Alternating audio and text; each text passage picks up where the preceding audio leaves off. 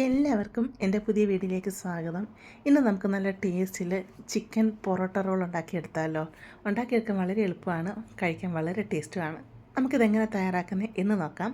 ഇവിടെ ഞാൻ 400 gram chicken breast എടുത്തിട്ടുണ്ട്. കഴുകി വൃത്തിയാക്കി ചെറിയ പീസുകളായി കട്ട് ചെയ്തുകൊണ്ട് വരിക.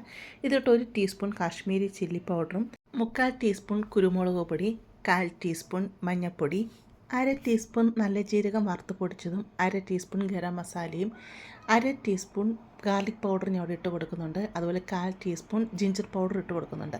നിങ്ങളുടെ കയ്യിൽ ഇതില്ല എന്നുണ്ടെങ്കിൽ ജിഞ്ചർ ഗാർലിക് പേസ്റ്റ് 1 ടീസ്പൂൺ ഇട്ട് കൊടുത്താൽ മതി. അതല്ലെങ്കിൽ ഒരു 3 അല്ലി വെളുത്തുള്ളി ചെറിയൊരു കഷ്ണം ഇഞ്ചിയോട് നല്ലതായിട്ട് ചതച്ചിട്ട് ഇതിലോട്ട് അങ്ങ് ഇട്ട് കൊടുത്താൽ മതിയേ. 1/4 ടീസ്പൂൺ ഒറിഗാനോ ഇട്ട് കൊടുക്കുന്നുണ്ട്. ഒറിഗാനോ ഉണ്ടെങ്കിൽ ഇട്ട് കൊടുത്താൽ മതിയേ. ഇതിലേക്ക് ആവശ്യത്തിനുള്ള ഉപ്പിട്ട് കൊടുക്കാം. എന്നിട്ട് 1 ടേബിൾ സ്പൂൺ തൈരും കൂടി ഇതിലോട്ട് ഇട്ട് കൊടുക്കാം. എന്നിട്ട് നല്ലതായിട്ട് ഇതിനെ കൈ കൊണ്ടങ്ങ് മിക്സ് ചെയ്യാം. എന്നിട്ടൊരു 10 മിനിറ്റ് ഇത് റെസ്റ്റ് ചെയ്യാൻ വെക്കുക. അരമണിക്കൂർ വെക്കുകയാണെങ്കിൽ അത്രയും നല്ലത്.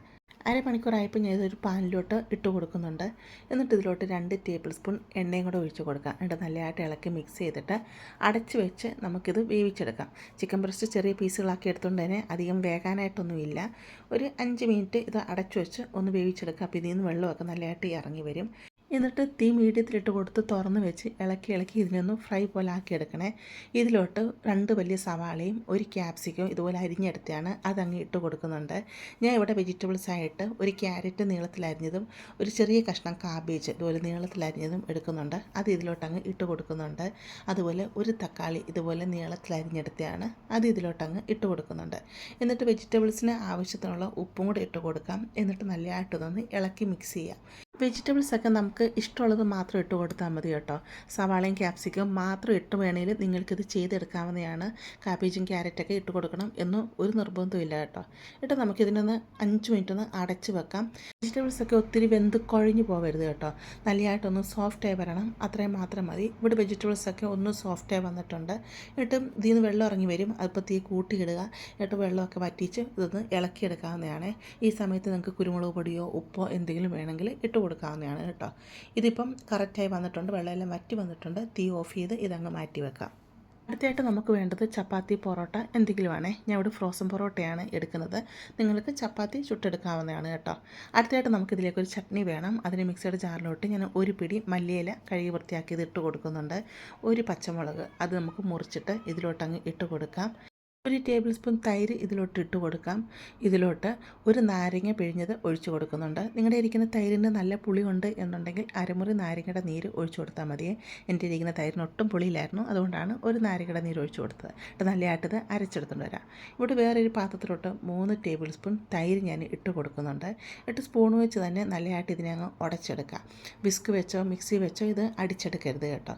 മുമ്പ് നമ്മൾ തൈരും മല്ലിയിലേക്ക് ഇട്ട് നല്ലതായിട്ട് അരച്ചെടുത്തിട്ട് മിക്സ് ഉണ്ടല്ലോ, ആ മിക്സ് ഇതിലോട്ടങ്ങ് ഒഴിച്ചു കൊടുക്കാം. ഇപ്പോൾ ഇത് തൈര് വെച്ച് അടിച്ചെടുത്തപ്പോൾ തന്നെ നല്ല ലൂസായിട്ട് കിട്ടി. അതുകൊണ്ടാണ് നമ്മൾ തൈര് മൊത്തം മിക്സിയിലിട്ട് അടിച്ചെടുക്കാൻ.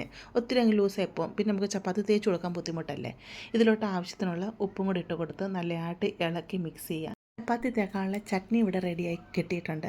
ഇനി നമുക്ക് എങ്ങനെ അത് സെറ്റാക്കി എടുക്കുന്നത് എന്ന് നമുക്ക് നോക്കാം. ഞാനൊരു ബട്ടർ പേപ്പറിൻ്റെ മുകളിലോട്ട് പൊറോട്ട ചുട്ടത് വെച്ച് കൊടുക്കുന്നുണ്ട്. എന്നിട്ട് ആദ്യം ഈ ചട്നി ഇതിലോട്ട് നമുക്ക് നല്ലതായിട്ട് തേച്ച് കൊടുക്കാം കേട്ടോ.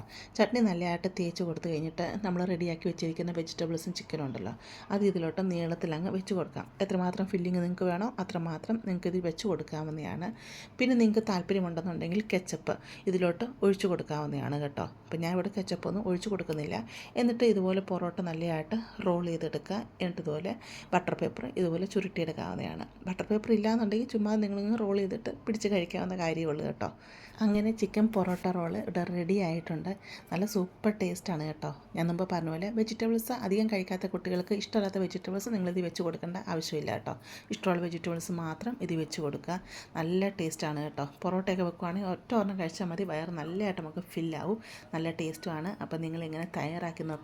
ഇഷ്ടപ്പെടുവാണെങ്കിൽ ചാനലൊന്ന് സബ്സ്ക്രൈബ് ചെയ്ത് സപ്പോർട്ട് ചെയ്യുക, ലൈക്ക് ചെയ്യുക, നിങ്ങളുടെ ഫാമിലിയോട്ട് ഫ്രണ്ട്സിലോട്ടൊക്കെ ഷെയർ ചെയ്ത് കൊടുക്കുക.